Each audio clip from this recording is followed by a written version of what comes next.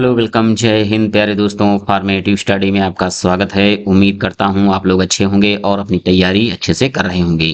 तो आज के इस वीडियो लेक्चर में हम बात करेंगे कि यूपी टेट 2026 में हिंदी में अगर आपको पूरे पूरे नंबर लाने हैं, यानी 30 में 30 आपको नंबर लाने हैं, लेकिन समझ में नहीं आ रहा कि क्या पढ़ें, किस हिसाब से पढ़ें, किन किन चीजों को छोड़ें और किन चीजों पर ज्यादा फोकस करें, क्योंकि समय आपके पास अब इतना है नहीं। तो आपको इस वीडियो को पूरा देखना है, क्योंकि आज मैं आपको बताने वाला हूं हिंदी के वो सभी इंपॉर्टेंट टॉपिक्स जिनसे हर साल प्रश्न पूछे जाते हैं। अगर आपने बस ये टॉपिक सही तरीके से तैयार कर लिए तो हिंदी में अच्छा स्कोर लाना काफी आसान हो जाएगा, क्योंकि हिंदी कोई ऐसा सब्जेक्ट है नहीं जो काफी डिफिकल्ट हो। ये देखिए बहुत ही आसान है, बस आपका तरीका सही होना चाहिए। और सबसे अच्छी बात आपके लिए ये है कि आपको घंटों पढ़ने की जरूरत नहीं पड़ेगी, बस सही प्लानिंग और सही प्रैक्टिस चाहिए, जो हम आज इस वीडियो लेक्चर में आपको बताएंगे। तो चलिए बिना देरी की भी क्लास को स्टार्ट करते हैं।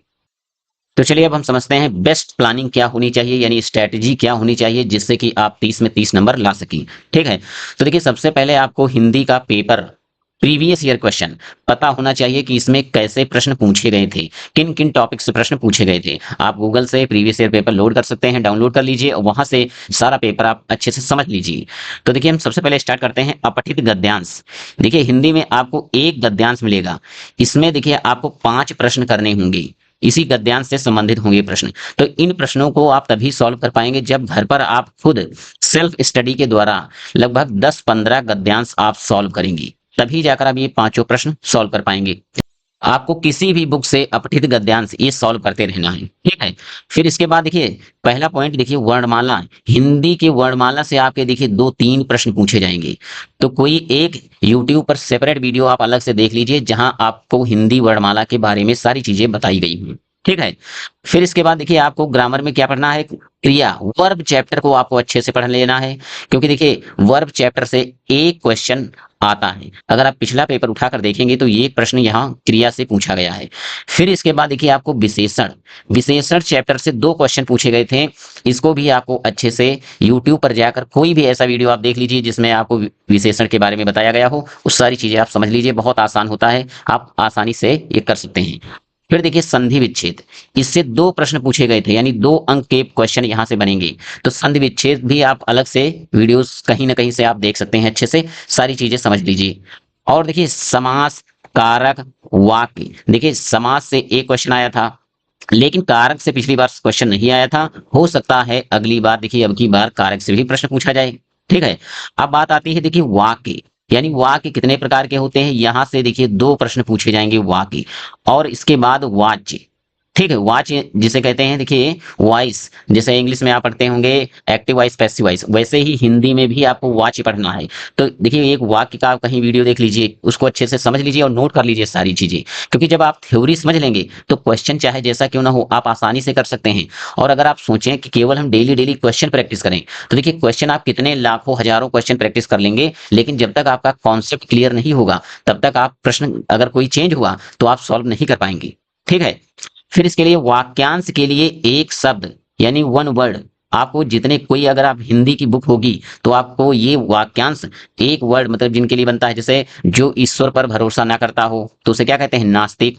ऐसे ही वाक्य एक प्रश्न बनेगा यहाँ से भी। ठीक है, क्योंकि पिछले साल इससे एक प्रश्न पूछा गया था, यानी जो प्रीवियस यूपी टेट का पेपर हुआ था तो यहाँ से भी प्रश्न पूछा जा चुका है। इसके बाद आपको देखिए अभी वीडियोस देखने की जरूरत नहीं है कि आप पर्यायवाची, विलोम, अनेक शब्दों के लिए एक शब्द, इसके लिए आप देखें बुक आपके पास कोई होगी, उसी बुक से ये आप तैयार कर लीजिए, इसके लिए आपको वीडियोस देखने की जरूरत नहीं है। फिर इसके बाद देखिए मुहावरे और लोकोक्तियां, ये भी देखिए आप किताब से तैयार कर सकते हैं। ठीक है, फिर देखिए वाक्य शुद्धि और विराम चिन्ह। वाक्य शुद्धि का एक बार आप जरूर कहीं ना कहीं से अच्छे से पढ़ लीजिए, क्योंकि अगर आपने वाक्य शुद्धि को अच्छे से नहीं पढ़ा तो आप समझ नहीं पाएंगे, वाक्य शुद्धि में मिस्टेक हो सकती है। ठीक है, और देखिए साथ ही आपको विराम चिन्ह के बारे में भी आपको ज्ञान होना चाहिए, यहां से भी प्रश्न पूछा जा सकता है। तो आपको देखिए मेन बात यही है कि ज्यादा से ज्यादा देखिए क्या करिए, आप पहले बुक से अच्छे से पढ़िए, जितना ज्यादा आप रिवीजन करेंगे, सेल्फ स्टडी करेंगे, तभी जाकर सारी चीजें आप क्लियर हो पाएंगी आपकी। क्योंकि अगर सोचें कि आप डेली डेली केवल क्वेश्चन ही पढ़ेंगे, यानी अगर सोचें कि आप हम यूट्यूब से केवल क्वेश्चन ही पढ़ेंगे, तो देखिए क्वेश्चन पढ़ने से आप देखिए अच्छा स्कोर नहीं कर सकते हैं। ठीक है, तो मेन बस बात यही है कि आप जो जो टॉपिक आपका तैयार नहीं है यूट्यूब पर डालिए उस टॉपिक का नाम और आप अच्छे से उसको समझ लीजिए। फिर इसके बाद आप क्वेश्चन प्रैक्टिस करते रहिए। बस सबसे ज्यादा जरूरी है, अगर कोई हिंदी की आपके पास बुक है, ऐसा नहीं है कि आप यूपी टेट की ही बुक पढ़ें, कोई भी हिंदी की बुक हो तो वहां से ये सारी चीजें आपको मिल जाएंगी, आप बुक से भी पढ़ सकते हैं। और देखिए, अंत में हम यही बात आपसे कहना चाहते हैं कि पिछले वर्षों के जितने प्रश्न हो सके आप उनको करते रहिए और रोज प्रैक्टिस जरूर करें, क्योंकि जितना ज्यादा आप प्रैक्टिस करेंगे तभी क्वेश्चन आप सॉल्व कर पाएंगे। अगर ये स्ट्रेटजी अगर ये स्ट्रेटजी आपने फॉलो कर ली तो आप देखिए 30 में 30 आसानी से नंबर ला सकते हैं। और ऐसे ही यूपी टेट 2026 की आसान स्ट्रेटजी वीडियोस के लिए हमारे चैनल को सब्सक्राइब जरूर कर ली। और मिलते हैं नेक्स्ट क्लास में, तब तक के लिए जय हिंद।